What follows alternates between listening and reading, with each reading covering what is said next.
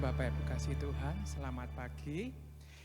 Kita akan masuk ibadah kita pada pagi hari ini. Dengarkanlah panggilan ibadah kita yang diambil dari Mazmur 34 ayat 19. Tuhan itu dekat kepada orang-orang yang patah hati dan Ia menyelamatkan orang-orang yang remuk jiwanya.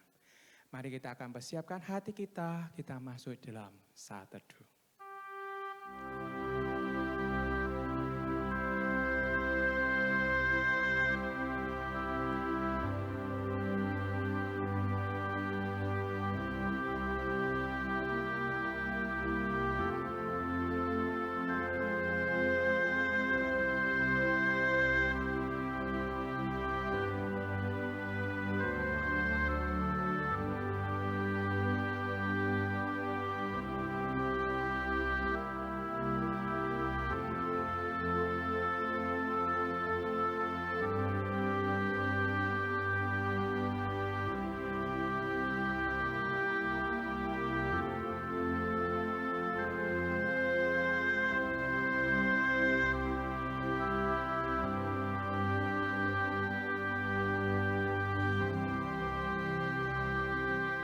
Ibadah kita pada pagi hari ini kita landaskan dengan pertolongan yang datangnya dari Allah yang menciptakan langit dan bumi serta segala isinya dan yang tidak pernah meninggalkan hasil perbuatan tangannya. Turunlah kiranya atas kita kasih karunia dari Allah Bapa, Putra dan Roh Kudus. Amin. Hormat bagi Allah Bapa.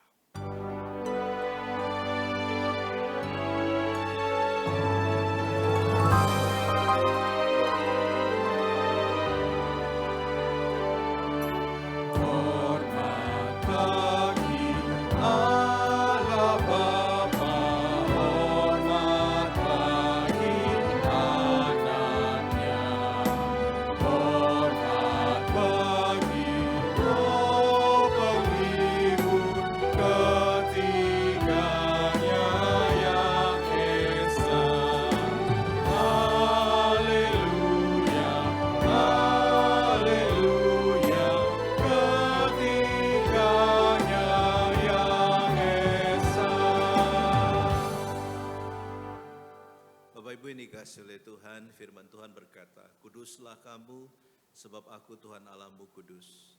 Karena itu menyadari kekudusan Tuhan dan keberdosaan kita, mari kita datang di hadapan Tuhan mengakui segala dosa kita, dan biarlah Tuhan akan mengampuni kita. Mari kita berdoa. Bapa di surga yang kami sembah dalam nama Tuhan Yesus, kami bersyukur ya Tuhan, di minggu yang pertama di bulan yang ke-7 di tahun ini, Engkau tetap memimpin kehidupan kami ya Tuhan. Dan kami berdoa bila Tuhan, satu minggu yang sudah kami lewati, mungkin ada perkataan kami, sikap kami, perbuatan kami, pikiran kami yang tidak berkenan di hadapan Tuhan atau yang menyimpang daripada firman Tuhan. Ampunilah kami ya Tuhan, supaya kami sungguh-sungguh datang dengan kerendahan hati menyadari bahwa Engkau Allah yang kudus dan kami adalah orang yang berdosa. Karena itu dengan kesadaran yang sama kami memohonkan pengampunan ya Tuhan. Kami yang adalah najis bibir, najis hati dan najis pikiran. Dan tahirkanlah kami supaya kami sungguh-sungguh berkenan di hadapan-Mu. Berkatilah supaya ibadah pada pagi hari ini menyenangkan hati Tuhan. Tilik hati kami ya Tuhan, dan ampunilah segala dosa dan pelanggaran kami. Terpujilah nama-Mu ya Bapa, dengar doa kami. Demi nama Tuhan Yesus, satu nama yang kami yakin dan kami percaya, kami telah berdoa. Amin. Silakan duduk kembali. Puji Tuhan, sudah 6 bulan kita lewati, kita masuk di bulan yang ke-7. Biarlah anugerahnya boleh selalu melimpah atas hidup kita. Mari kita pujikan pujian kita yang pertama, besar anugerah-Mu. Karena sebab itu besar Tuhan Yesus mati di kayu salib untuk kita, demi menebus dosa-dosa kita. Kita akan menghadap ke tahtanya, kita pujikan.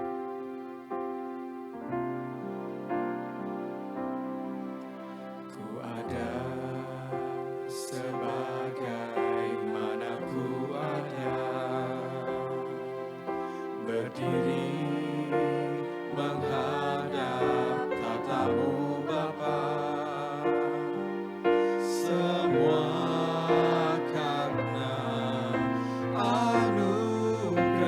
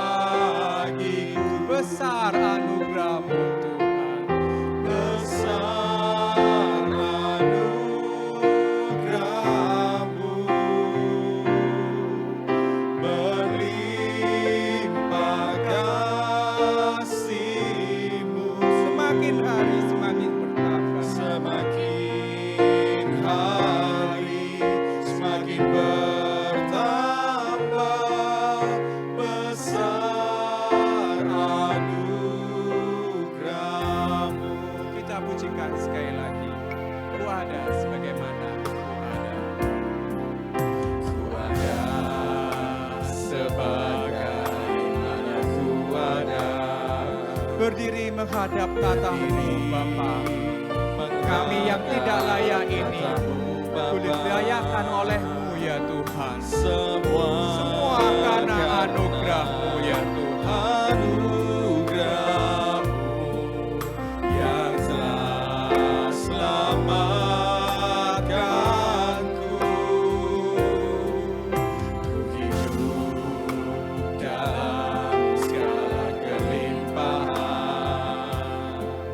Ku layak untuk melayani Tuhan. Itu semua karena anugerah-Mu ya Tuhan. Karena anugerah-Mu tercurah bagiku. Saudara bangkit berdiri, kita menyambut anugerah-Nya. Besar anugerah-Mu,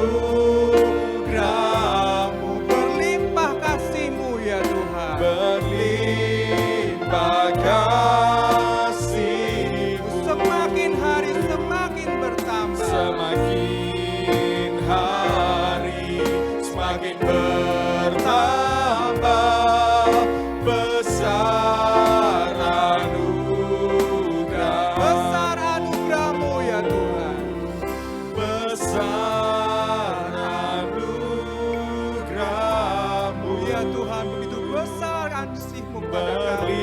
Anugerah-Mu telah turun atas kami. Kau sudah menyelamatkan dosa-dosa kami. Terpujilah nama-Mu ya Tuhan. semakin hari semakin bertambah. Besar anugerah, Besar anugerah-Mu. besar anugerah-Mu, berlimpah kasih-Mu, semakin hari semakin bertambah. Besar anugerah-Mu, Semakin hari semakin bertambah. semakin hari semakin bertambah. Besar anugerah, Besar anugerah-Mu. besar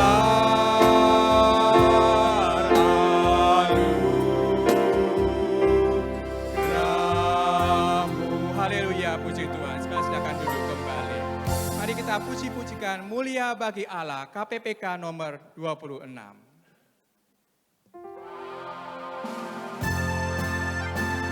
Mulia bagi Allah, kasih-Nya besar, putranya diberikan untuk kita kaum berdosa.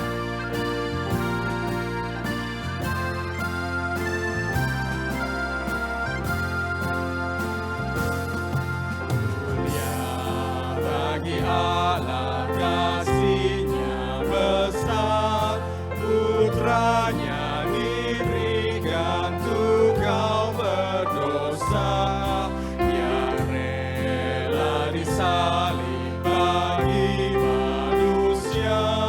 Terbukalah pintu selamat bagi. Pujilah, pujilah.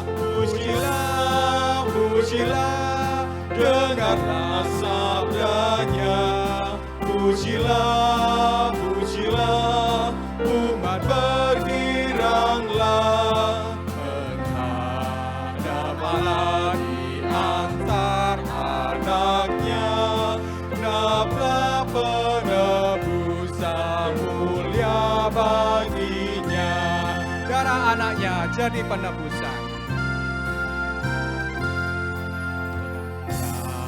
Anaknya jadi penebusan, itu janjinya bagi yang percaya. Dan semua dosa betapun besarnya, yang menghapus dan membasuh semua. Pujilah, pujilah. Pujilah, pujilah, dengarlah sabdanya. Pujilah, pujilah, umat bergirang.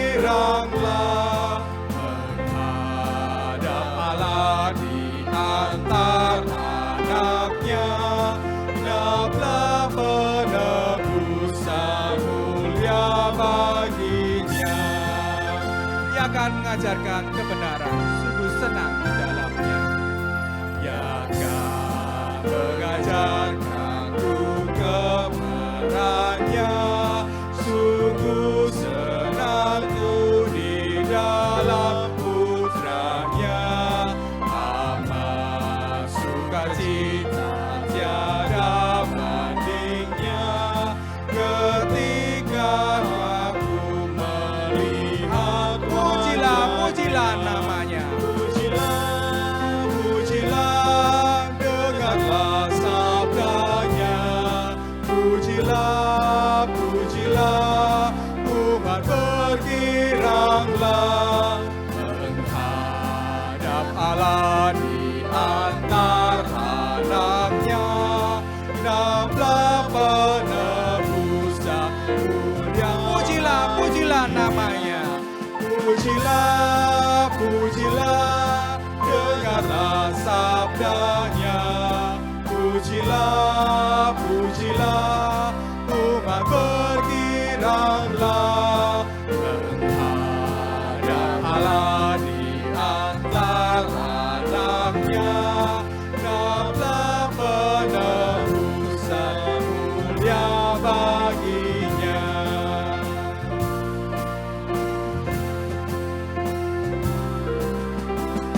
Firman Tuhan pada pagi hari ini akan dibawakan oleh hambanya penginjil Sulaiman dengan bertemakan Chased by Grace. Mari kita akan mempersiapkan diri kita pujikan, oh Tuhan, pimpinlah langkahku.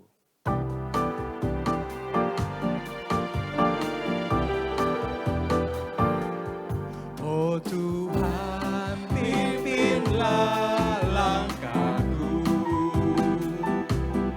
Ku tak berani jalan sendiri. Sertamu itulah doaku, agar ku merendahkan diri Menurut firman, menurut firman-Mu setiap hari. Jadikan pelita dalam gelap, mencari domba yang sesat.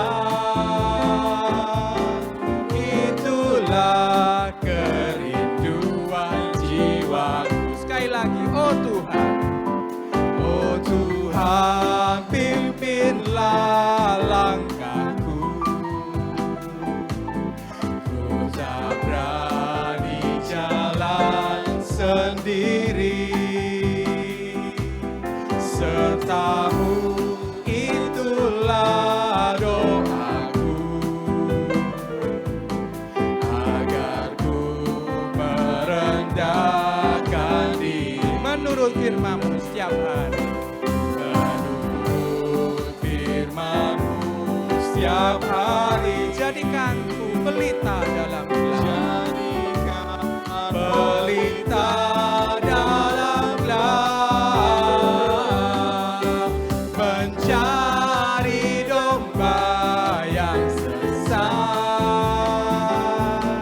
Itulah kerinduan jiwa. Tiap langkahku diatur, Langkahku diatur oleh Tuhan, dan tangan kasih-Nya memimpinku. Di tengah gelombang dunia menakutkan, hatiku tetap tenang teguh. tiap langkahku, Tiap langkahku, ku tahu Tuhan yang pimpin ke tempat tinggi, ku dihantarnya. Hingga sekali nanti aku tiba di rumah Bapa surga yang bakal. oh Tuhan,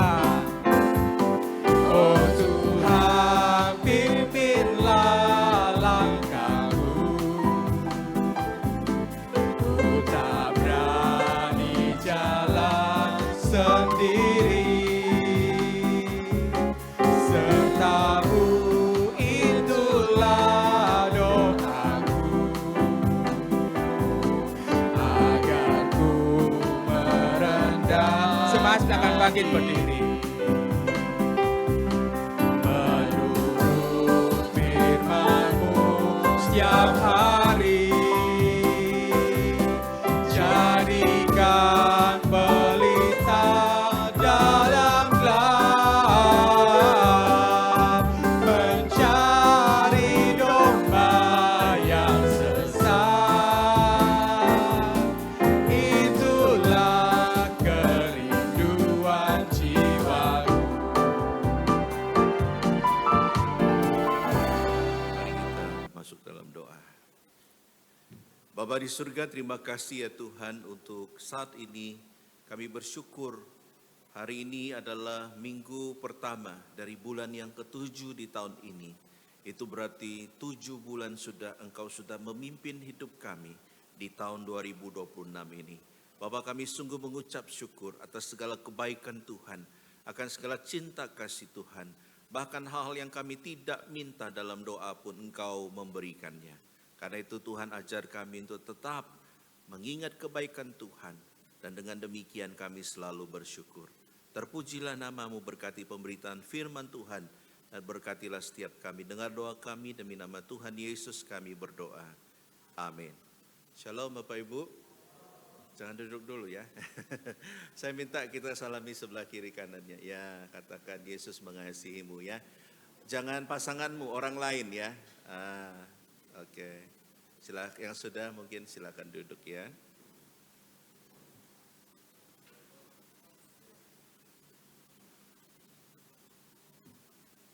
Apa kabar Anda hari ini? Baik apa luar biasa? Luar biasa tidak baik. Luar biasa baik. Luar biasa baik ya. Pagi ini kita akan melanjutkan eksposisi kita dan masuk di dalam Lukas 15 ya. Sebenarnya ini adalah dua kisah atau dua perumpamaan yang kemudian secara serempak di 4 rayon dan 3 pos PI kita akan membahas dua perumpamaan ini, yaitu Lukas 15 ayat yang pertama sampai ayat yang ke-10 ya. Yaitu perumpamaan tentang domba yang hilang dan perumpamaan tentang dirham yang hilang ya. Kalau sudah mendapatkan, mari kita akan membaca Lukas 15 ayat yang pertama sampai ayat yang ke-10 ya, dengan judul Chased by Grace ya, dikejar oleh kasih karunia atau anugerah ya. Kalau sudah mendapatkan, saya akan membaca ayat pertama. Demikian Bapak Ibu ayat yang kedua, demikian selanjutnya sampai ayat yang ke-10. Demikian bunyi firman Tuhan. Para pemungut cukai dan orang-orang berdosa biasanya datang kepada Yesus untuk mendengarkan Dia.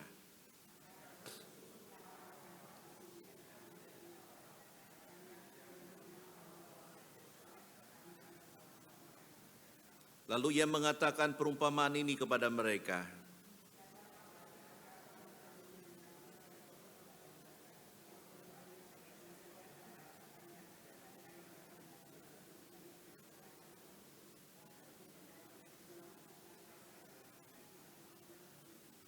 Dan kalau ia telah menemukannya, ia meletakkannya di atas bahunya dengan gembira.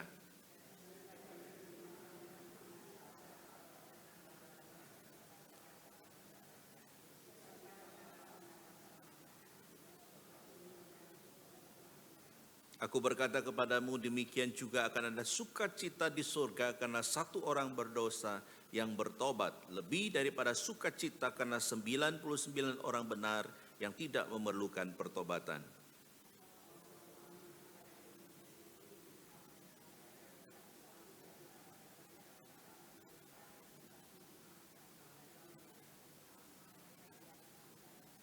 Dan kalau ia telah menemukannya, ia memanggil sahabat-sahabat dan tetangga-tetangganya serta berkata, bersukacitalah bersama-sama dengan aku, sebab dirhamku yang hilang itu telah kutemukan.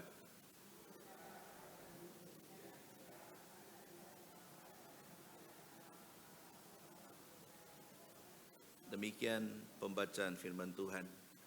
Tema kita pada pagi ini adalah dikejar oleh kasih karunia. Jadi khotbah pada pagi ini akan menekankan dua hal penting, yaitu tentang kasih Tuhan yang telah memberikan kita anugerah, dan yang kedua bagaimana Tuhan aktif mencari yang terhilang ya, atau yang tersesat.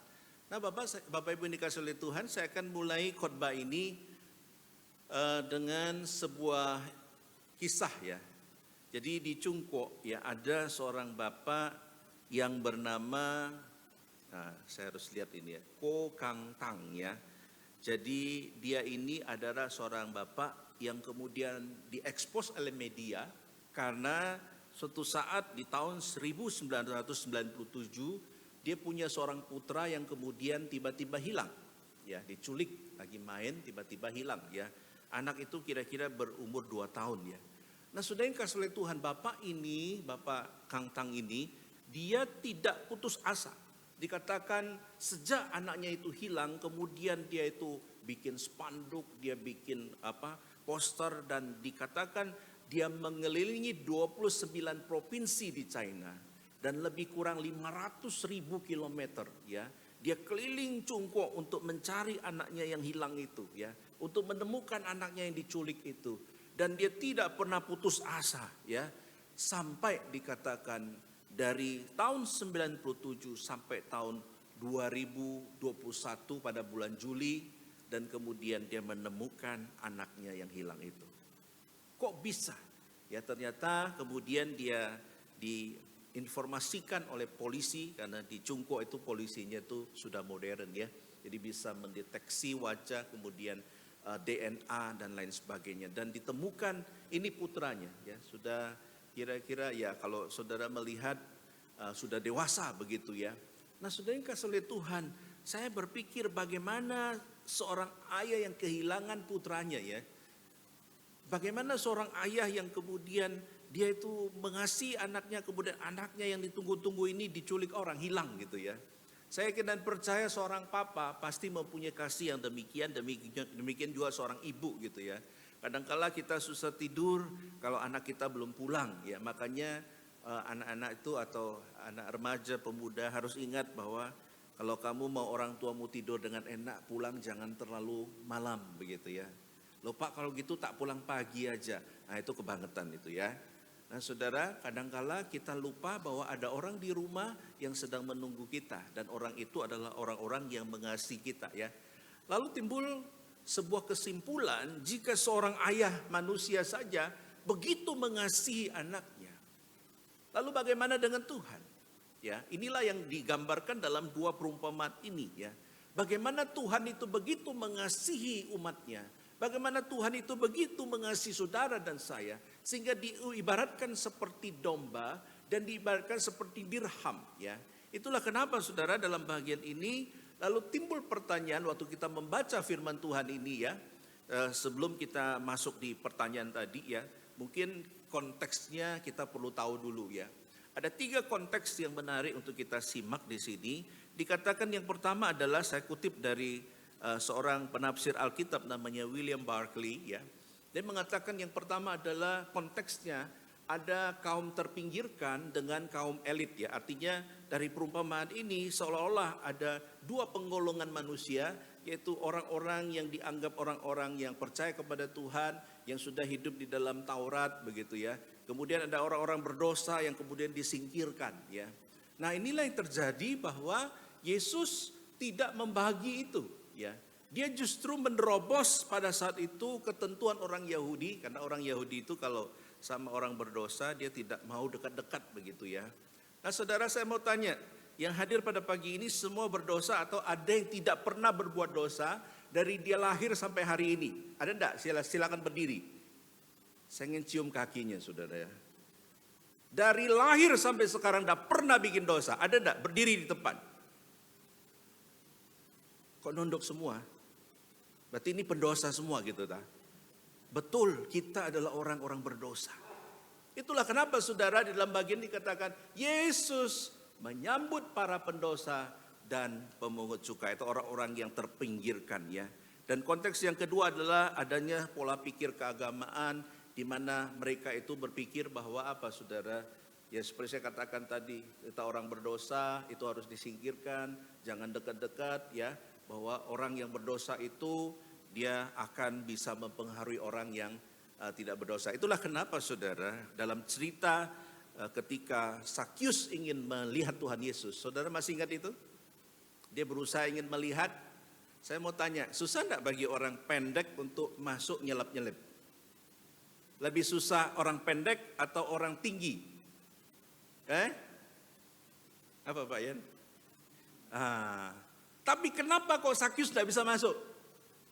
Pernah enggak baca Alkitab mikir gitu? Karena memang ada skenario orang-orang itu menghalangi. Karena berpikir, wih Yesus orang kudus, Yesus orang suci, jangan didekati orang najis ini. Nah saudara yang kasih oleh Tuhan, ini konsep yang beredar pada saat itu ya. Dan yang ketiga adalah konteksnya ada sebuah pernyataan radikal ya menurut Barclay, yaitu bahwa Tuhan Yesus tahu konteks pada zaman itu, kemudian Tuhan Yesus ingin mematahkan paradigma itu dengan menunjukkan bahwa apa? Bahwa Allah itu secara aktif mengasihi orang berdosa. Bahwa Allah itu tidak pernah menyingkirkan orang berdosa ya.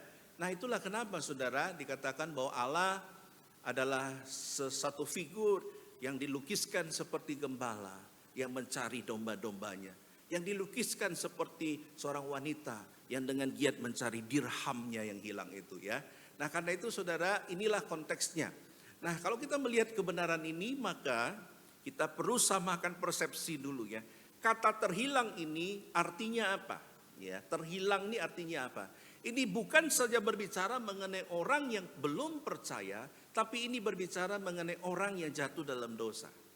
Berarti kalau yang jatuh dalam dosa, ini berbicara tentang siapa? Saudara dan saya. Bukankah tiap minggu kita pengakuan dosa? Amin. Tadi kan baru pengakuan dosa kan? Itu berarti kita sering melakukan dosa. Berarti firman ini adalah untuk kita, begitu ya. Nah saudara yang kasih oleh Tuhan, itulah kenapa kalau kita melihat konteks ini, maka menarik untuk disimak. Kalau saudara kebetulan punya waktu ya, saudara bisa lihat perbandingan daripada dua perumpamaan ini. Ini mirip sekali ya, langsung harus tahu ini ya. Ketika kita cerita bagian ini, maka ini namanya ada paralelisme ya. Satu cerita yang sama, satu cerita yang paralel, satu cerita yang kebenarannya pun dikatakan mempunyai tujuan yang sama ya. Kalau kita melihat di sini di dalam perumpamaan domba 100 ekor domba, dirham ada 10 ya. Kemudian kondisi kehilangan 1 ekor domba hilang, di sini 1 dirham hilang. Kemudian sang gembala meninggalkan 99 ekor di padang, yang sang perumpamaan itu mengabaikan 9 dirham yang tersimpan dan yang aman ya. Kemudian tindakan pencarian yang gembala pergi mencari sampai menemukan. Yang perempuan menyalakan pelita, menyapu rumah, mencari sampai menemukan. Kemudian ketika ketemu, yang gembala meletakkan di atas bahunya, yang perempuan sangat bersuka cita. Bukan itu saja, mereka merayakan, mengajak sahabat dan tetangga, ini juga sahabat dan tetangga. Dan makna rohaninya apa? Sukacita di surga karena satu orang berdosa bertobat. Makna rohani yang kedua adalah apa? Sukacita pada malaikat Allah karena satu orang berdosa bertobat. Artinya bahwa kalau sesuatu yang diulang-ulang dalam satu bagian, ya bayangkan sudah ngomong tentang domba yang hilang, dirham yang hilang, nah nanti puncaknya adalah apa? Anak yang hilang. Nah saudara kalau sesuatu yang diulang-ulang, penting apa enggak? Saya mau tanya ibu-ibu ya, mama-mama kalau cerita ke anaknya atau memberikan nasihat ke anaknya, itu kalau diulang-ulang, itu berarti sangat penting. Sampai anaknya bilang, mama ini kaset rusak. Tahu kaset rusak? Ngulang ya. Pada zaman yang seumur saya, 50-an pasti tahu kaset zaman dulu. Tahu ya? Kalau rusak itu kita muter pakai apa? Anak sekarang enggak mengerti mungkin ya. Karena kaset zaman dulu itu ada kayak pitanya, itu harus diputar gitu ya. Nah kalau kaset itu rusak, biasanya suaranya itu ngulang-ngulang dan suaranya itu serem gitu ya. Nah saudara yang kasih oleh Tuhan, poin di dalam dua perumpamaan ini ingin menegaskan akan satu kesamaan ya, atau beberapa kesamaan ya dari dua perumpamaan ini. Yang pertama adalah meninggalkan yang mayoritas untuk mencari yang terhilang. Yang kedua mencari dengan aktif dan serius. Dan yang ketiga ada sukacita besar ketika ditemukan, dan yang terakhir sukacita itu dibagikan ke orang lain. Ya kalau dipadatkan dua perumpamaan ini ya kesamaannya begitu ya. Nah saudara, dan yang menarik adalah kalau saudara lebih rajin lagi untuk mengamati, maka terjadi sebuah peningkatan ya dari berbicara mengenai hewan, kemudian ke harta dirham, kemudian anak yang hilang hubungan darah ya. Kemudian sifatnya kalau kita melihat anak yang hilang dikatakan ia tahu ia hilang ya. Tapi hilang karena pilihan bebasnya, dia sendiri yang memberontak ya. Sedangkan kalau dirham itu benda ya, kalau domba dikatakan dia terhilang begitu ya. Nah, tindakan sang pemilik pada domba dirham, pemilik pergi mencari secara aktif. Pada anak yang hilang, sang bapa menunggu dan berlari menyambut di gerbang. Karena manusia memiliki kehendak bebas. Ini berbicara mengenai khotbah yang akan datang. Nah, saudara, kenapa saya paparkan ini? Kalau kita baca Alkitab, kita harus tahu bahwa segala sesuatu yang ditulis itu ada tujuannya. Kenapa? Penulis daripada Injil Lukas, siapa yang nulis Lukas? Kau Sufungling? Siapa yang nulis Lukas? Nah, seorang yang pinter ya. Lukas itu dijuluki sebagai bergelar doktor begitu ya. Dia punya guru namanya Gamaliel, adalah profesor pada zaman itu. Artinya bahwa waktu dia nulis ada satu tujuan yang jelas. Dia ingin mengatakan kasih Tuhan itu diilustrasikan ya. Mulai daripada seperti gembala mengasihi domba, seperti orang mengasihi barang yang dia senangi. Kemudian puncaknya adalah seperti bapa sayang kepada anaknya. Nah saudara, apa maksudnya? Maksudnya adalah begitu luar biasa kasih Tuhan itu. Itulah kenapa saudara, yang kita mau lihat pada pagi ini adalah lalu apa pesan yang Kristus mau sampaikan melalui perumpamaan ini. Yang pertama saudara, jelas di situ dikatakan Lukas 15 ayat 4. Siapakah di antara kamu yang mempunyai 100 ekor domba dan jikalau ia kehilangan seekor di antaranya tidak meninggalkan yang 99 ekor di padang gurun dan pergi mencari yang sesat itu sampai ia menemukannya. Dalam poin yang pertama ini kita dapat menemukan pesan yang Yesus mau sampaikan adalah bahwa ia sangat mengasihi orang yang berdosa. Nah saudara, ini berita baik bagi kita. Karena kalau kita ngomong kita ini adalah orang baik, saya rasa kita bukanlah orang baik. Ada amin? Saudara merasa Anda baik enggak?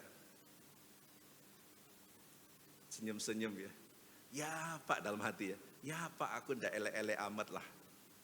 Aku lebih baik daripada orang yang tidak mengenal Tuhan. Betul. Tapi sebenarnya pada dasarnya kebaikan manusia pun firman Tuhan katakan seperti kain kotor di hadapan Tuhan. Artinya bahwa tidak ada seorang pun dari antara kita yang hidupnya itu sebenarnya baik ya. Tapi saudara, kita tahu karena anugerah Tuhan. Makanya pesan pertama yang mau disampaikan di sini adalah bahwa Kristus mengasihi orang yang berdosa ya. Kalau kita melihat di sini adalah bagaimana sang gembala itu menyatakan kasihnya. Dikatakan apa? Dia pergi mencari karena ada satu yang terhilang. Pada zaman itu kita tahu bahwa gembala itu mengembalakan domba di padang gurun. Lalu kenapa dia tinggalkan? Atau apakah aman ditinggalkan? Lalu dia pergi. Jawabannya adalah aman. Ya, karena pada zaman itu ada yang namanya kandang sementara. Ya, jadi ketika mereka pergi ke padang gurun pun mereka akan membuat kandang sementara yang kemudian ada pintunya ditutup begitu ya. Jadi ketika dia tinggalkan itu dengan aman, kemudian dia mencari satu yang hilang ya. Nah saudara, itu berarti sang gembala ini punya kasih yang luar biasa untuk mencari.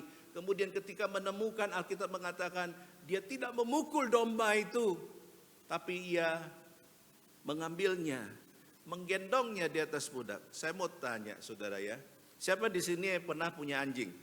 Pernah punya anjing. Yang saat ini punya anjing. Pernah enggak Anda gendong anjing Anda, lalu taruh di pundak Anda? Nah, berarti kasih Anda belum loh ya. Belum levelnya seperti gembala ini loh ya. Saya kemarin, kalau saya setiap kali keluar ya sama Semu istri saya ya. Kalau lama dikit itu dia mulai gelisah saudara.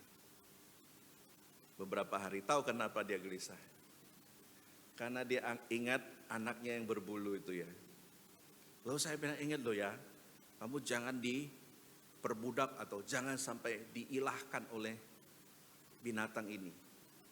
Ya, kadang dia suka lihat gitu ya, di CCTV dilihat, oh aman gitu ya. Dalam hati saya, suaminya aja ndak dilihatin. Ya, ndak. Artinya bahwa kadangkala kalau kita senang sama sesuatu atau senang sama apapun itu ya, itu kadang kita bisa begitu luar biasa ya. Tapi poin saya ingin mengatakan adalah gembala ini kemudian waktu dia ketemu dikatakan dia sukacita ya. Dan kemudian dia ambil, dia taruh di atas punggungnya itu ya. Ada beberapa versi yang saya baca, ada sebuah versi tapi yang tidak banyak dukungan secara akademis ya, mengatakan bahwa ada sebuah tradisi juga kalau domba itu bolak-balik hilang. Maka ada sebuah tradisi dikatakan waktu dia ketemu, domba itu punya berapa kaki? 4 dia. Dikatakan dalam tradisi itu, ya saya tidak tahu kebenarannya, tapi ada yang menulis itu bahwa salah satu kakinya akan dipatahkan. Ya, tapi menurut saya itu sesuatu yang sangat tidak mewakili kasih Tuhan, karena Tuhan tidak pernah mematahkan kaki kita. Tuhan tidak pernah menutup kasih karunia bagi kita.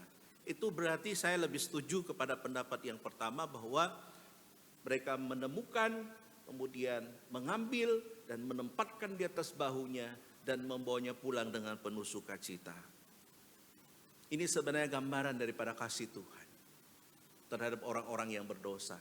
Itulah kenapa juga di dalam Lukas 15 ayat 8 diibaratkan seperti seorang perempuan manakah yang mempunyai 10 dirham dan jika ia kehilangan satu di antaranya tidak menyalakan pelita dan menyapu rumah serta mencarinya dengan cermat sampai ia menemukannya. Saya mau tanya, kalau urusan mencari barang hilang, lebih hebat perempuan apa laki-laki? Tidak usah jawab, saya sudah tahu. Jawabannya adalah nenek-nenek. Jawabannya adalah wanita. Laki itu nyari dengan suara, betul? Betul enggak? Nyarinya enggak dengan mata, tapi dengan apa? Suara. Mana ini? Mana ini? Atau panggil mami, mana ini? Ya, dengan suara, ya. Tapi wanita kadangkala dia lebih telaten, dia bisa cari sesuatu yang mungkin selama ini tidak pernah dilihat oleh orang lain begitu ya. Dan Alkitab katakan wanita ini kemudian mencarinya dengan cermat sampai ia menemukannya ya. Kalau saudara tahu nilai 1 dirham, ya ini untuk pengetahuan saudara ya, dirham itu adalah sebutan versi Arabnya. Sebenarnya mata uang ini kalau versi yang Yunani itu menggunakan istilah drachma. Drachma itu harafiah artinya adalah segenggam. Ya, jadi itu berasal dari bahasa Yunani kuno yang dikatakan adalah drachma itu artinya segenggam. Ya, kemudian itu menjadi sesuatu yang dipakai secara umum dan dalam versi Arabnya itu ditulis sebagai dirham begitu ya. Dan ini adalah dikatakan setara dengan 1 dinar Romawi, yaitu nilai upah harian bagi seorang pekerja biasa pada zaman itu. Saya mau tanya, kalau satu hari orang di Indonesia gajinya berapa kalau orang bekerja? Ada 200.000? Pak Budiarjo, ada 200.000 kira-kira? Nggak ada ya.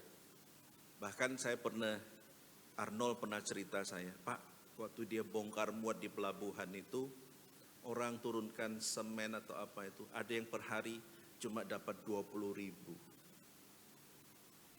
Waduh, saya bilang, 20.000 per hari, bayangkan. Jadi artinya bahwa apa saudara, kalau kita melihat ini adalah sesuatu yang sebenarnya tidak berbicara mengenai nilai, tapi ini berbicara mengenai meaning. Kenapa saudara? Karena ini adalah kalau orang menikah pada zaman itu, duit yang tidak seberapa itu dijadikan sebagai mahar atau tanda pernikahan. Makanya oleh pengantin biasanya kalau dia sudah ceven, dia akan pakai di kepalanya. Ya, sebagai sebuah hiasan bahwa dia itu sudah menjadi istri orang. Nah, Itu berarti perbandingannya zaman sekarang adalah ketika Anda menikah, biasanya kita pakai apa? Cincin ya. Oke. Nah, artinya bahwa berharga apa Anda? Tapi saya jarang lihat ya yang sudah menikah lama pakai cincin ya. Ada enggak sampai sekarang masih pakai cincin pernikahan? Oh, Pak Ian pakai ya. Yang sebelah sini siapa lagi? Pak Budiarjo sudah kemana itu? Sebelah sini, Bapak Ating masih pakai? Enggak lagi, sudah enggak muat ya? Oh, sudah dijual. Ini kalau Ai Chin Hua masih pakai? Oh masih? Oh iya, mana coba lihat di jarinya. Oh luar biasa. Bapak Ibu, berharga enggak cincin kawin kita? Berharga kan? Artinya kalau hilang pun kita pasti akan cari. Saya pernah lihat di YouTube ada seorang yang melamar calon istrinya, ya mau gaya-gayaan di atas kapal gitu ya. Moro-moro kepleset, terus cincinnya yang mahal itu jatuh ke laut. Akhirnya dia bayar penyelam untuk cari itu cincin sampai ketemu. Dan akhirnya ketemu dah, ketemu. Lalu dia senang sekali. Bapak Ibu yang dikasih oleh Tuhan, apa maksud saya menceritakan semua ini? Saya ingin Anda membayangkan, kenapa kok dirham ini penting? Karena itu ada very meaningful dalam relasi dia, dalam status dia. Dan ini berbicara juga mengenai simbol kehormatan, marwah dia. Jadi kalau ada perempuan yang sudah menikah, lalu dirhamnya ini tidak lengkap, maka itu adalah sebuah penghinaan. Itulah kenapa dia cari dan menemukannya. Nah saudara yang kasih oleh Tuhan, dua-duanya itu motivasinya sama, karena itu mengasihi. Karena kalau dia tetap menjaga kehormatan itu berarti dia menghormati pasangannya sebagai bentuk kasihnya kepada orang yang dia kasih. Artinya apa saudara? Baik gembala maupun perempuan yang kehilangan dirham sama-sama didorong oleh kasih. Dan kasih itulah yang mendorong dia berusaha untuk mencari dan menemukan yang terhilang. Nah saudara yang kasih oleh Tuhan, itulah kenapa dua perumpamaan ini sangat-sangat berbicara mengenai kasih. Nah, tapi menarik apa yang dikatakan oleh William Barclay ya. Dia mengatakan demikian, 1000 kali lebih mudah kembali kepada Tuhan daripada pulang menghadapi manusia dengan kritik tajam yang menyakitkan. Ada amin? Kalau engkau jatuh, kau datang kepada Tuhan, mau 1000 kali Tuhan masih mengampuni. Tapi kalau manusia, kita sudah berulang-ulang jatuh, biasanya manusia selalu ngomong, sekali lagi loh yo, terakhir loh yo. Itulah kenapa William Barclay mengatakan, kita akan lebih sering mengingat Tuhan ketika kita mengalami kejatuhan-kejatuhan itu. Meskipun 1000 kali kita melakukan kesalahan itu, akan lebih mudah bagi kita datang kepada Tuhan daripada kita datang bertemu dengan manusia. Dan ini juga berbicara mengenai gereja, saudara. Itulah kenapa kalau ada orang yang mungkin latar belakangnya kurang baik, atau dia dalam perjalanan mengikut Tuhan, ada kejatuhan. Jadi jemaat tidak boleh memperguncingkannya. Tidak boleh menghakiminya. Tidak boleh memperlakukan dia seolah-olah dia itu kriminal. Kalau ada orang jatuh dalam dosa. Nah saudara yang kasih oleh Tuhan, kadangkala saya ketika melihat kasus-kasus ya, ketika saya berada di sinode ya sebagai sekretaris sinode, saya melihat banyak, ada di bawah sinode itu ada 18 gereja. Saya melihat banyak kasus-kasus masalah-masalah yang rumit ya. Dan saya menemukan bahwa bagaimana pentingnya kasih di dalam menyelesaikan segala sesuatu. Itulah kenapa saya mengaminkan apa yang dikatakan oleh William Barclay ya. 1000 kali lebih mudah kembali kepada Tuhan daripada pulang menghadapi manusia dengan kritik tajam yang menyakitkan. Itu berarti Barclay ingin mengatakan punya kasih bagi mereka yang terjatuh terhilang dalam dosa. Bukan hanya bisa menghakimi mereka. Beberapa waktu yang lalu adalah Hari Ayah. Waktu saya mengkhotbahkan tentang Hari Ayah di sebuah gereja, saya diingatkan sebuah iklan ya di iklan Thailand. Saudara tahu iklan Thailand ya? Yang suka ikut iklan Thailand itu 99% iklan Thailand itu bencana, betul? Sudah nangis-nangis lalu iklan asuransi ternyata. Atau yang aneh-aneh. Nah, tapi ada satu iklan yang saya terharu lihat itu. Diceritakan ada suatu hari tiba-tiba siang-siang itu ada seorang anak gadis pulang dengan menangis, lalu kemudian ingin mencari orang tuanya. Lalu ketika papa mamanya keluar, khususnya papanya, lalu kemudian anak gadis ini ngomong, "Papa, I'm pregnant, aku hamil." Nah, saudara yang kasih oleh Tuhan, waktu anak gadis itu yang masih, kalau tidak salah itu SMA atau SMP gitu ya, dia bilang, "Papa, aku nih hamil." Lalu papanya itu mukanya begitu marah. Dan ketika mukanya marah itu dia menghampiri anaknya. Nah, waktu itu saya berpikir pasti papanya itu akan apa? Akan tempeleng anaknya. Tapi tidak tahu ajaibnya iklannya Thailand itu. Marah itu lama gitu ya. Ada adegan settingannya bisa, miminya berubah dan lain sebagainya. Dan yang terjadi adalah papa itu ngomong begini, "Anakku, sebelum engkau hamil, papa mengasihi kamu. Setelah kamu atau pada saat kamu hamil sekarang pun, kasih papa itu tidak berubah. Dan sampai kapanpun kasih papa terhadap kamu itu tidak akan berubah. Karena papa sungguh-sungguh mengasihi kamu." Dan waktu anaknya dengar itu, dia nangis sudah, dan mereka menangis berpelukan. Nah, saudara yang kasih oleh Tuhan, saya ingin gambarkan bahwa itulah kasih Tuhan seperti itu. Melebihi kasih seorang papa. Yang kadangkala mungkin seorang papa pun masih ada limit kesabarannya. Tapi Tuhan selalu memberikan kita anugerah demi anugerah. Bukankah berapa banyak kali kita bilang, "Tuhan, aku janji ya, aku akan sungguh-sungguh lagi mengikut Engkau." Minggu depan bolos lagi, minggu depan bolos lagi. Atau ada yang ngomong, "Tuhan, aku janji ya, aku tidak mau marah lagi." Baru ngomong tadi, sorenya marah, sudah gitu ya. Lalu kita datang di hadapan Tuhan, "Tuhan, ampuni aku." Dan Tuhan selalu mengampuni kita. Ya, itulah kenapa saudara, kita harus sadar bahwa Tuhan itu begitu mengasihi kita, orang-orang berdosa. Karena kasih-Nya, Tuhan itu mau panjang sabar kepada kita. Saya kutip apa yang dikatakan oleh Martin Luther. Dia mengatakan, Allah tidak mengasihi orang-orang berdosa karena mereka itu menarik. Orang-orang berdosa itu menarik bagi Tuhan karena Tuhan itu mengasihi mereka. Jadi kita ini tidak menarik di mata Tuhan karena kita itu ada kelebihan atau apa, bukan itu. Yang membuat Tuhan tertarik kepada kita karena apa? Dia punya kasih yang besar bagi kita.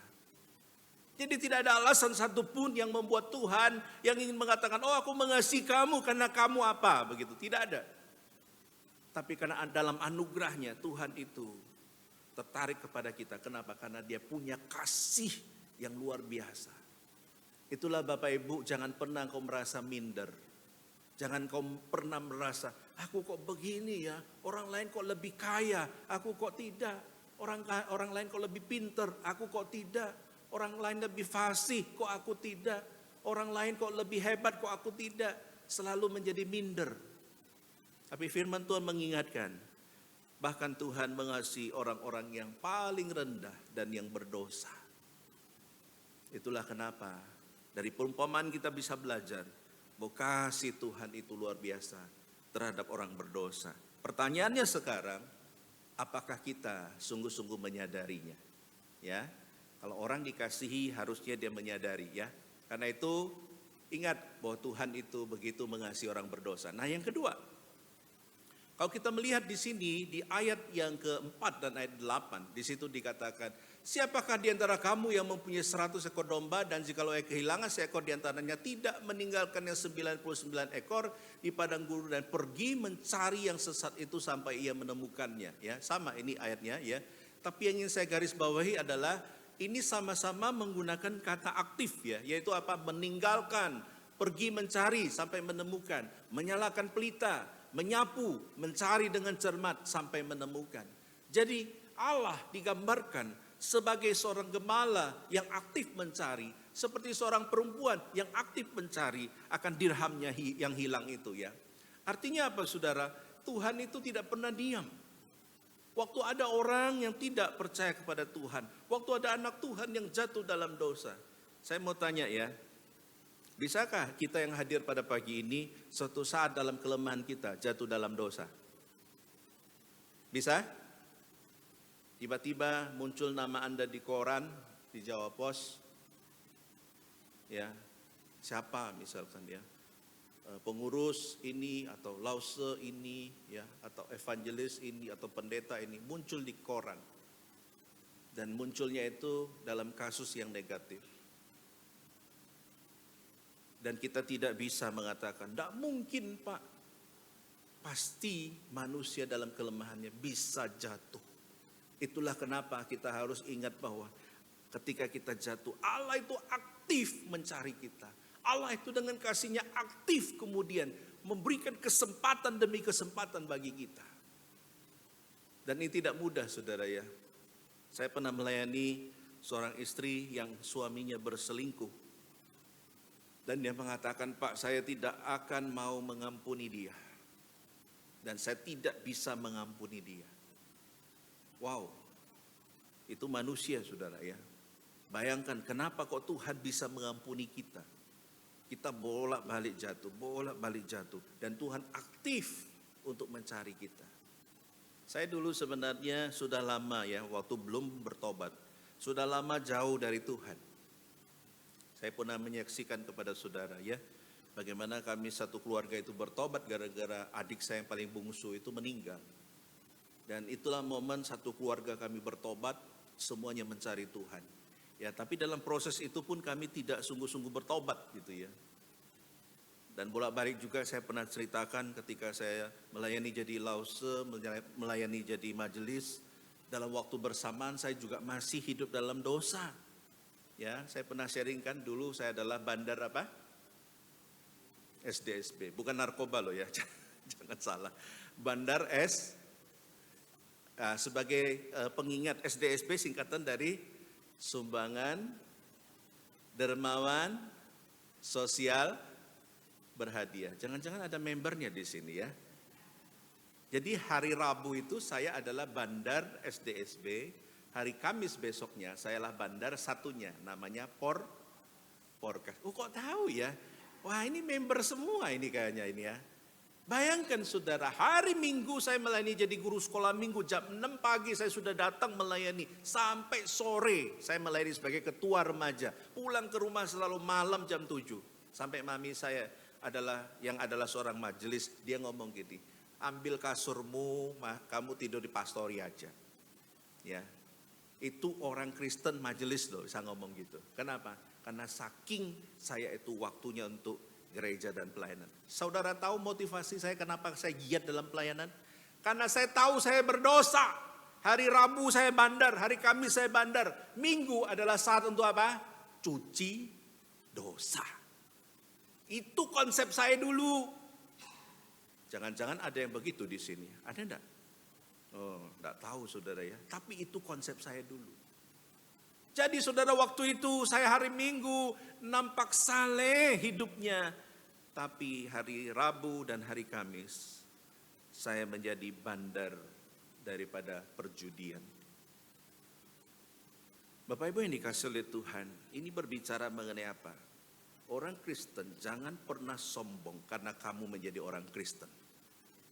Karena sebenarnya engkau bisa ada hari itu, hari ini adalah anugerah Tuhan. Tuhan yang mengangkat engkau. Kenapa? Karena kalau mengandalkan dirimu, kamu adalah orang berdosa. Kita itu tidak lebih baik dari satu dengan yang lain. Jadi tidak boleh kamu tuh merasa lebih tinggi. Allah, aku ini karena menjabat ini atau karena aku aktif, kamu pasif, kamu lebih begini. Atau misalkan guru-guru sekolah minggu, aku karena mengajar firman, aku lebih tinggi. Enggak. Tapi kita diingatkan bahwa apa? It's only by His grace, hanya karena anugerah Tuhan. Karena itu sekarang katakan ke sebelahnya, karena anugerah Tuhan kita bisa diselamatkan. Silakan.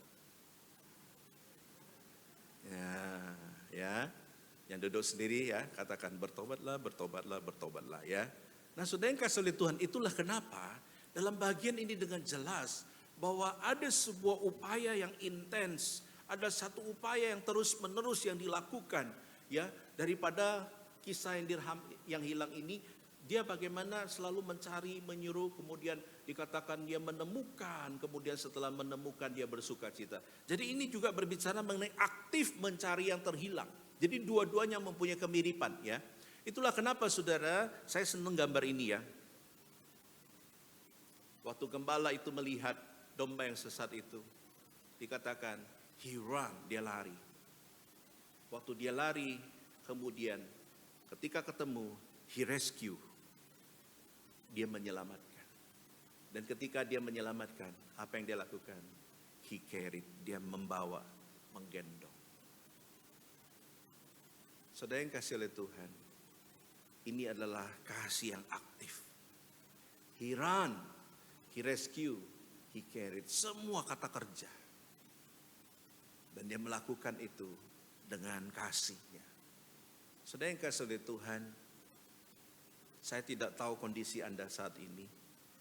Mungkin saja dalam kelemahan kita, kita bisa terhilang meskipun berada dalam lingkungan gereja.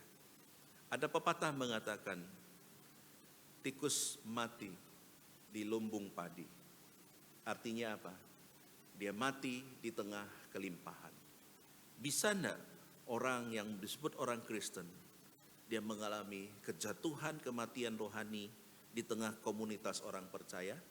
Jawabannya bisa. Makanya hati-hati saudara ya. Jangan sampai kita menyimpan dosa. Jangan sampai kita membiarkan dosa itu menguasai diri kita. Satu kali saudara, seorang teolog terkenal, saya tidak akan sebutkan namanya. Dia dipanggil oleh Tuhan. Dan ketika itu sang istrinya ngeringkesi barang-barang almarhum ini. Dan waktu diringkesi semua, lalu tiba saatnya untuk ngeringkesi meja kerjanya sang pendeta ini. Lalu ketika dibereskan, istrinya tuh kaget, kenapa ada laci yang terkunci? Ya, ada laci yang terkunci. Lalu ditemukan kuncinya di mana-mana, lalu dia panggil locksman. Locksman itu tukang kunci ya, yang bisa buka kunci itu ya. Ya, juru kunci. Lah kuncen itu ya, juru kunci. Yang pokoknya yang bisa membuat kunci gitu ya. Lalu dibuatkan kunci, lalu ketika dibuka saudara, alangkah kagetnya dia, di dalam laci yang terkunci itu ada majalah Playboy, kemudian ada cerutu. Jadi seorang pendeta ternyata di dalam lacinya ini adalah majalah Playboy, kemudian ada cerutu. Artinya dia jatuh di dalam dosa pornografi. Dia jatuh di dalam dosa, yaitu tadi menikmati rokok. Bukan hanya rokok saudara ya. Kalau ada yang dikatakan jangan merokok, oke Pak saya tidak merokok, tapi saya cerutu, lebih gede lagi itu ya. Jadi pendeta ini suka cerutu ternyata ya. Nah saudara yang kasih oleh Tuhan, artinya saya tidak tahu apa yang ada di laci saudara. Saya tidak tahu apa yang saudara simpan di dalam laci, mungkin laci meja Anda, atau bahkan laci hati saudara. Apakah engkau membiarkan dosa itu untuk menguasai sehingga yang terjadi adalah engkau terhilang. Dan Tuhan aktif mengingatkan kamu, Tuhan pakai hamba Tuhan, Tuhan pakai firman Tuhan, Tuhan pakai YouTube, Tuhan pakai TikTok, Tuhan pakai temanmu untuk mengingatkan engkau. Tapi kadangkala engkau berkata, aku oke aja, I'm fine. Nah itu paling bahaya saudara, karena ketika saya melayani orang kusta, ada satu fase dalam kehidupan orang kusta yang dia itu akan mati rasa. Dan ada fase di mana ketika orang kusta itu mati rasa, maka disulut api rokok pun itu tidak akan terasa. Dan lama-kelamaan orang kusta itu akan copot jarinya dan lain sebagainya. Dan itu disebut sebagai mati rasa total. Makanya jadi orang Kristen, kalau firman sudah tidak menegur kita, bahkan hamba Tuhan sudah mengingatkan kita masih tidak mau dengar. atau kita diingatkan oleh keluarga kita tidak mau dengar. Ingatlah, berarti kita sudah tersesat begitu jauh. Dan Tuhan yang adalah Allah yang penuh kasih itu akan pakai caranya. Mungkin kalau halus tidak bisa, Tuhan pakai cara yang lebih keras. Kalau keras tidak bisa, Tuhan pakai cara yang lebih keras lagi. Untuk aktif mencari kita. Tapi one day and someday Tuhan akan menemukan kita.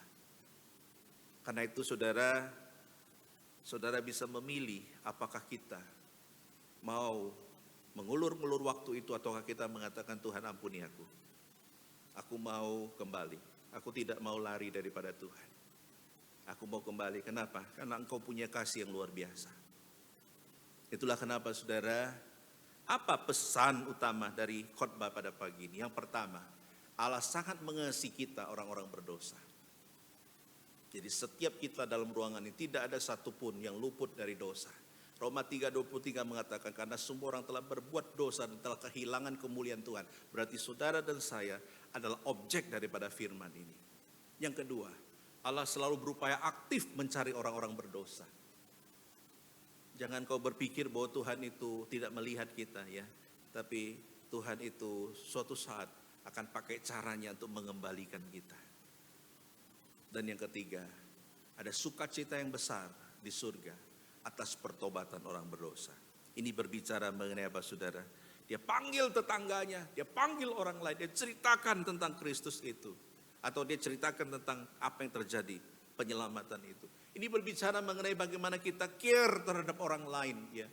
Bagaimana kita menceritakan Injil kepada orang lain. Dewasa ini jarang orang sudah memberitakan Injil saudara ya. Minggu lalu saya senang sekali ketika di KU2 yang datang ke gereja. Ada satu rombongan itu hampir 10 orang. Dan di rayon kita itu paling lumayan kehadiran. Ya KU2 saja 70.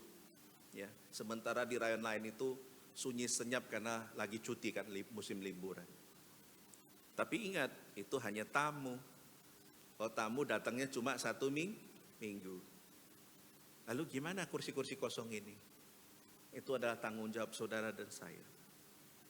Care for others. Satu kepedulian terhadap sesama. Sudahkah kita mengajak lingkungan kita, Yerusalem kita, Yudea kita, Samaria kita untuk datang kepada Tuhan? Sudahkah kita mengajak orang-orang yang kita kasih untuk datang beribadah kepada Tuhan? Kenapa? Karena ini berbicara mengenai kalau kita sadar Tuhan itu begitu mengasihi kita, dia aktif mencari kita, maka kita juga mau berbagi dengan sesama. Itulah kenapa saudara, ini pesan utama yang mau disampaikan. Ingatlah, kasihnya selalu mengejar sampai yang terhilang ditemukan. Kita baca sama-sama ya. 1, 2, 3. Kasihnya selalu mengejar sampai yang terhilang ditemukan. Ya. Kasihnya selalu mengejar sampai yang terhilang ditemukan. Dan ini berbicara mengenai kasih Kristus ya. Dan saya tutup dengan apa yang dikatakan oleh seorang pendeta yang terkenal namanya Timothy Keller. Dia mengatakan demikian, inilah Injil itu. Engkau lebih berdosa, jahat dan lemah dari yang pernah kau ketahui. Namun kau lebih dihargai, diterima dan dikasihi dari yang pernah kau harapkan. Jadi Injil itu adalah apa saudara? Menyadarkan kita bahwa sebenarnya aku ini dosa ya. Aku ini lebih parah yang aku bayangkan. Saya mau tanya Bapak Ibu, kalau kita membayangkan diri kita biasanya dibanding orang lain, lebih parah atau lebih di atasnya biasanya? Umumnya apa? Di atasnya ya. Ya minimal dikit lah begitu kan. Kamu elek, iya betul, tapi aku lebih ganteng dikit dari orang lain gitu kan. Nah saudara sama, kadang-kala kita membayangkan diri kita, aku udah rusak-rusak banget. Tapi Timothy Keller mengatakan waktu Injil menyentuh hati kita, baru kita sadar ternyata apa? Kita lebih berdosa, kita lebih jahat dan lemah dari yang pernah kita ketahui. Ini berbicara mengenai apa saudara? Bahwa kita membutuhkan anugerah. Itulah kenapa di dalam Injil itu pula kita lebih dihargai, diterima dan dikasih dari yang pernah kita harapkan. Itulah kenapa datanglah kepada Kristus, satu-satunya sumber kasih itu. Datanglah kepada Kristus, sumber daripada Injil itu. Itulah kenapa ini berbicara mengenai bahwa Yesuslah satu-satunya sumber keselamatan kita, ya. Endingnya adalah, saudara, kitalah domba yang terhilang itu. Kitalah domba yang terhilang itu. Kitalah dirham yang terhilang itu. Dan karena kasihnya, Kristus telah mencari kita dengan aktif. Dan dikatakan karena kasihnya, karena itu bersyukurlah. Jadi orang Kristen harus bersyukur karena dia dikasihi oleh Tuhan, karena dia dicari oleh Tuhan, meskipun kita penuh dengan dosa. Karena itu endingnya adalah, apakah kita sungguh-sungguh menyadari itu? Kitalah domba yang terhilang itu. Kitalah dirham yang terhilang itu. Karena itu mari kita sungguh-sungguh datang di hadapan Tuhan. Tuhan, ampuni aku. Tuhan, aku tidak layak. Karena itu kita mau bersyukur, dan bukti dari ucapan syukur adalah kita mau membagikan Injil itu. Mari kita tundukkan kepala.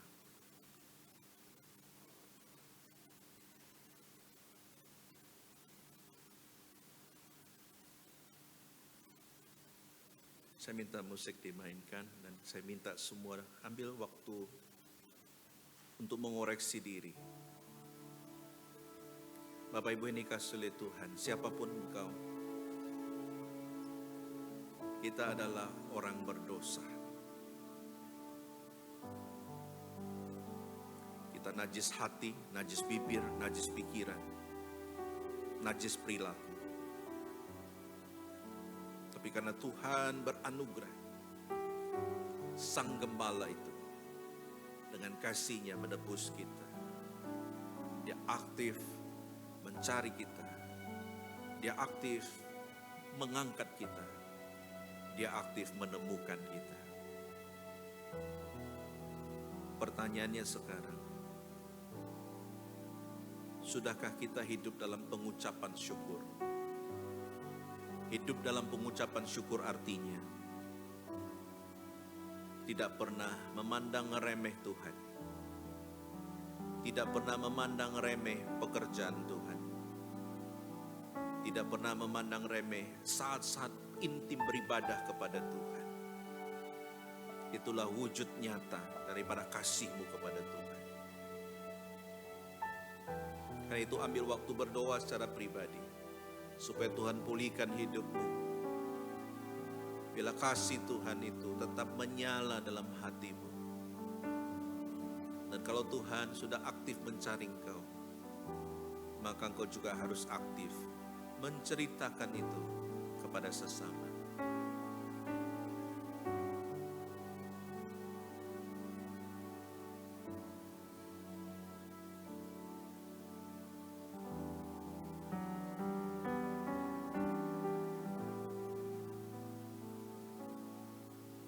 Minta penginjil Lois pimpin kita dalam doa.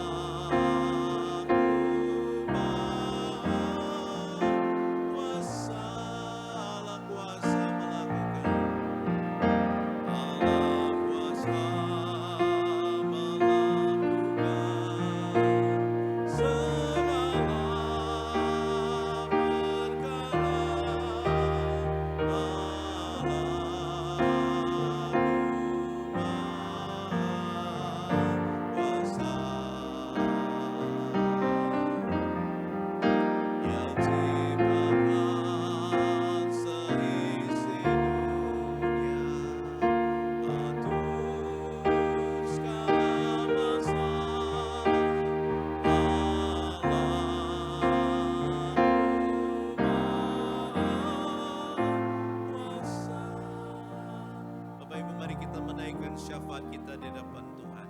Yang pertama, mari kita berdoa untuk gereja kita. Kita berdoa semoga tambah hari jemaat tambah cinta Tuhan. Tambah hari jemaat tambah dewasa dalam iman. Tambah hari jemaat tambah mengasihi rumah Tuhan.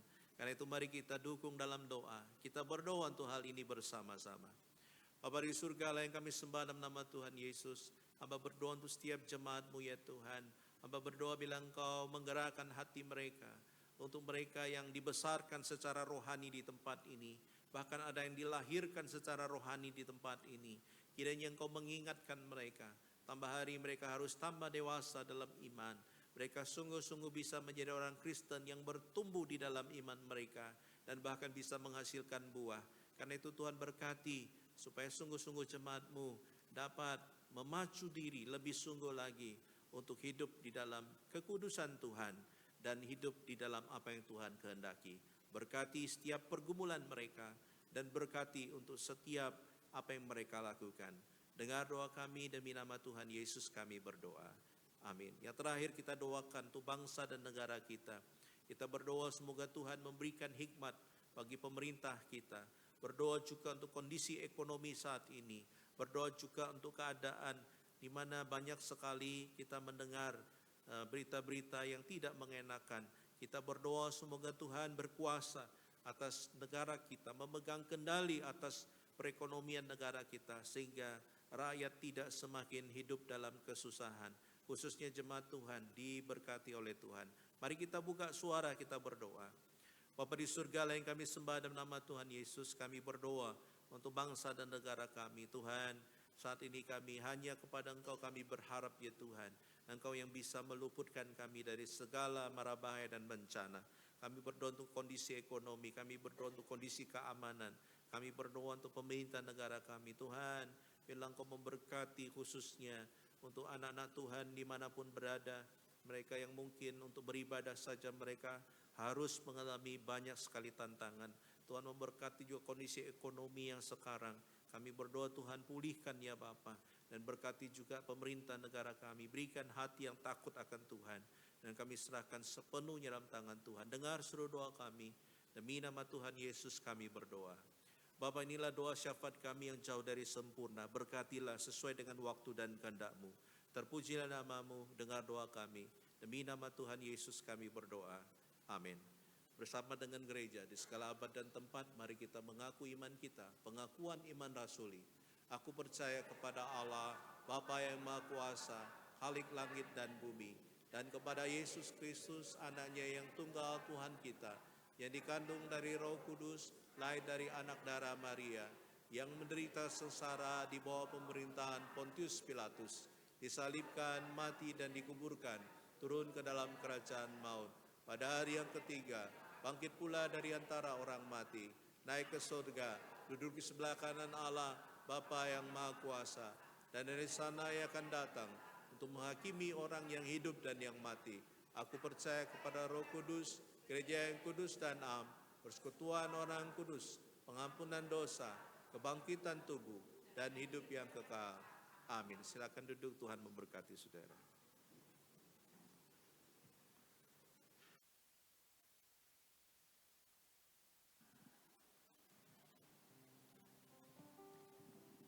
Kita akan meresponi firman Tuhan dan memberikan persembahan kepada Tuhan. Setelah persembahan bisa mempersiapkan diri, kita akan pujikan pujian dari KJ nomor 407, Tuhan Engkau Gembala Kami.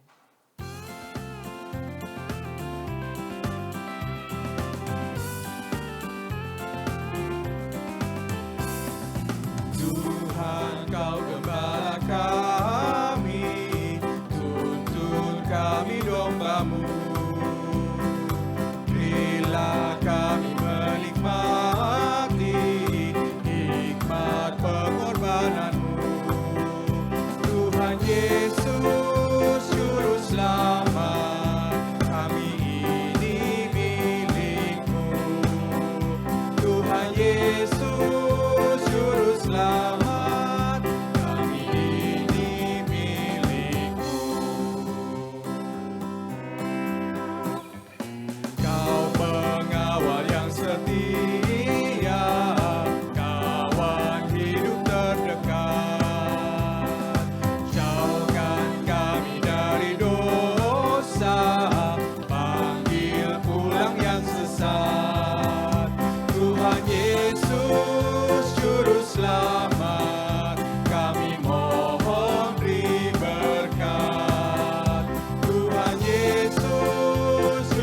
Selamat, kami mohon beri berkat.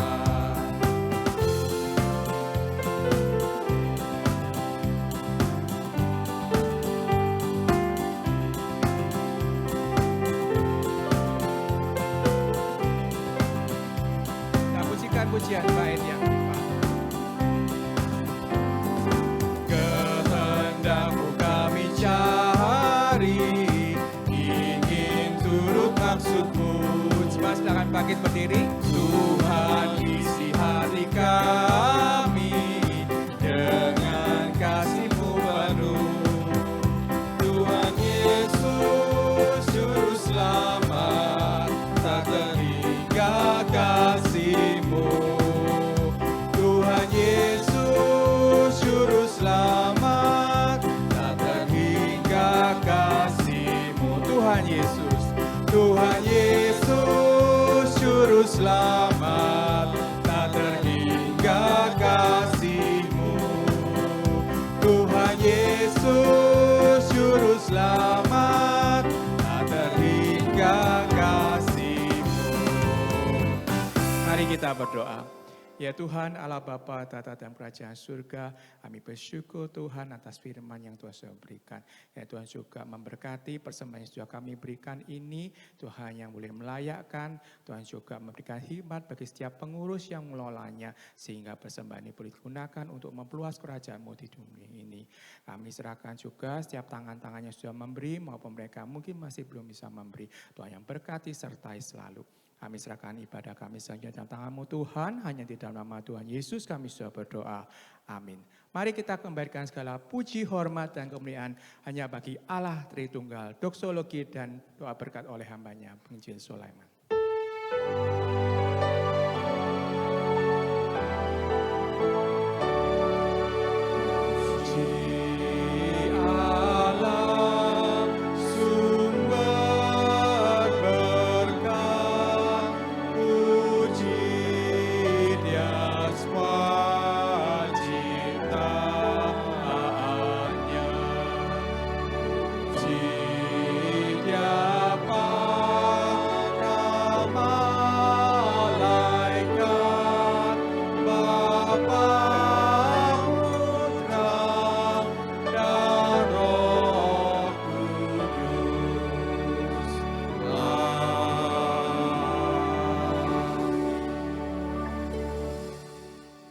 Jemaat yang dikasihi oleh Tuhan, pulanglah dan ketahuilah bahwa Allah begitu mengasihimu.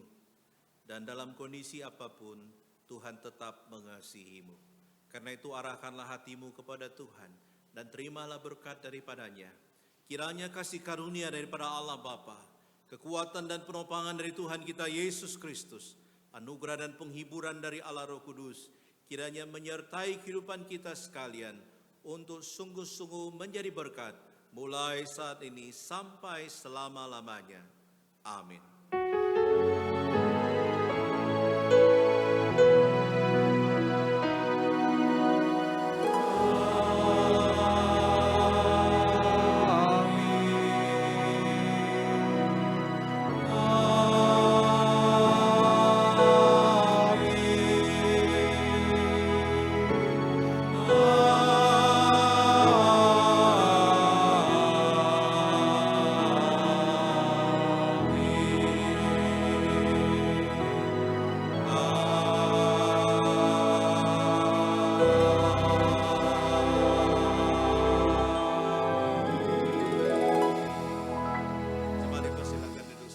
Tuhan Yesus memberkati.